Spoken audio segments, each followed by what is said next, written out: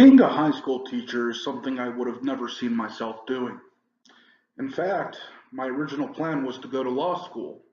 Nonetheless, I suppose teaching is right up my alley, so to speak. I've been teaching adults and young children in the martial arts since I was 14. It has been something I've enjoyed doing, though at times it was frustrating. In essence, I guess I was meant to teach. So why become a high school teacher, you may ask? Well, the reasons are simple. One, I enjoy teaching and am good at it. And two, because there are a lot of bad high school teachers out there, that's my personal experience, and I think I can make a difference.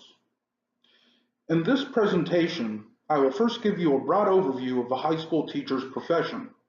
Second, I will detail the primary responsibilities of a high school teacher.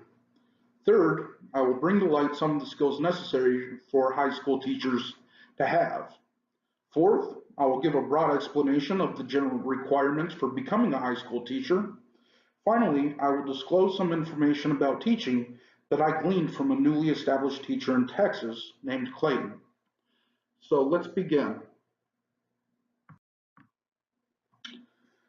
High school teachers teach subjects such as algebra, English, literature, social studies, and art at the secondary level, that is 9th through 12th grades, at public or private schools. The goal of high school teachers is to prepare students for the job market and college education. As of 2016, the median pay for high school teachers was $58,030. High school teachers require at least a 4-year degree, teaching certification, and licensure by the state.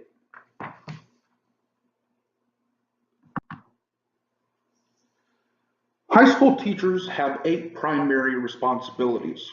First, high school teachers develop lesson plans for the classes they teach. Second, they appraise the weaknesses, strengths, and abilities of their students.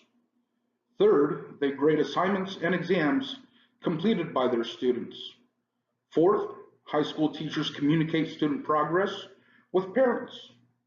Fifth, high school teachers work with students individually to improve the students' abilities as well as to challenge them. Sixth, high school teachers prepare students for state-mandated standardized tests. Seventh, high school teachers supervise students during detention and/or lunchtime. Lastly, high school teachers develop and enforce classroom behavior expectations and enforce administrative policies. The effective execution of these responsibilities requires certain skills. The skills required of high school teachers include the following. 1. High school teachers must have the ability to explain concepts and effectively convey them to their students. 2. High school teachers must have a wide range of techniques and methods at their disposal in instructing students. 3. High school teachers need the skill of active listening for success. Active listening involves providing one's full attention to another who is communicating, asking questions to better comprehend what is being communicated, and knowing where it is appropriate to interject. 4. High school teachers need logic and critical thinking skills to identify problems and develop solutions for them. 5. High school teachers must know how to efficiently coordinate their actions with others and effectively implement time management. 6. High school teachers need the skills necessary to maintain control of the classroom. 7. High school teachers should be competent in relevant computer software. These computer software competencies include word processors, spreadsheets, training-based software, query software, and database user interfaces, for example, Blackboard and Canvas, presentation software, and video creation and editing software. Without these skills, it will be difficult for a teacher to do her job in today's world. However, skills alone are not enough to be a high school teacher. High school teachers also need to meet certain education requirements and undergo training.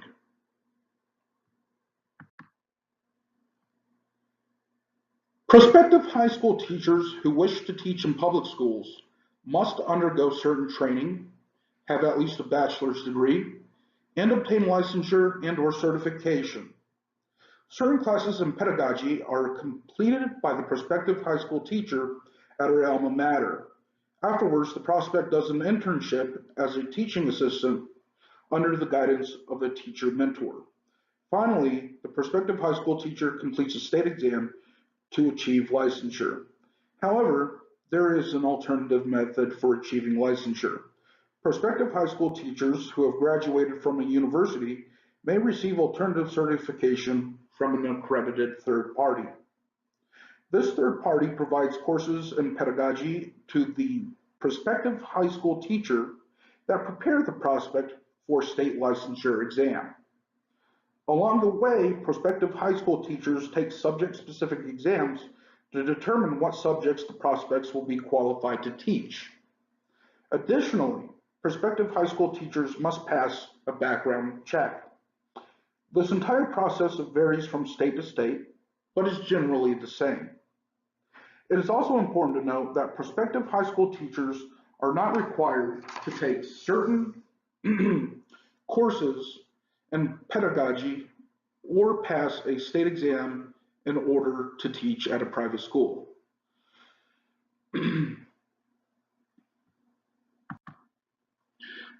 Now, this concerns my informational interview with a newly established teacher named Clayton in Texas.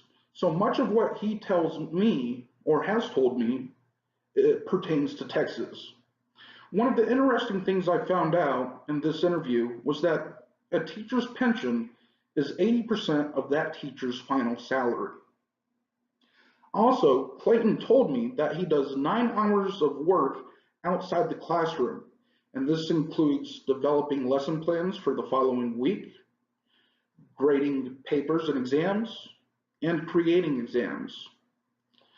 Clayton also informed me that there is little communication in his school between teachers and administrators, and consequently, there is little oversight. He explained one of the most frustrating things about being a teacher is that many students do not care to learn and have little or no ambition. I then asked Clayton how teachers are evaluated throughout the school year. He answered that this is accomplished through TTES observations.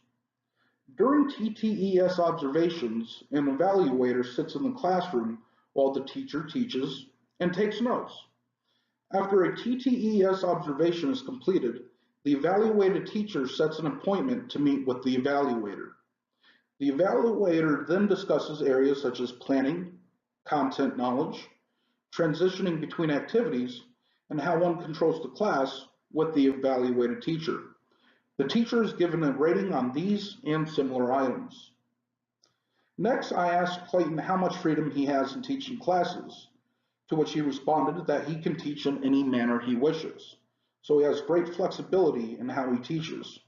I then dared to ask him if he could use different textbooks than what was assigned to the course, and he replied that he doesn't even use the textbook. I asked Clayton what the starting salary is for new high school teachers, and he said, well, it depends on the district and your level of education.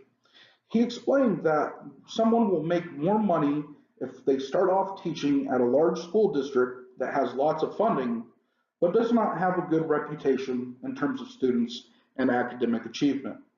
The reasoning is that the school district has plenty of funds, but no one wants to teach in that district, hence incentive. He also said that if someone goes into teaching with a master's instead of a bachelor's degree, someone can be making $10,000 to $20,000 more than otherwise. Well, that concludes my presentation. Here are my references. And thank you for watching and listening. Have a great day.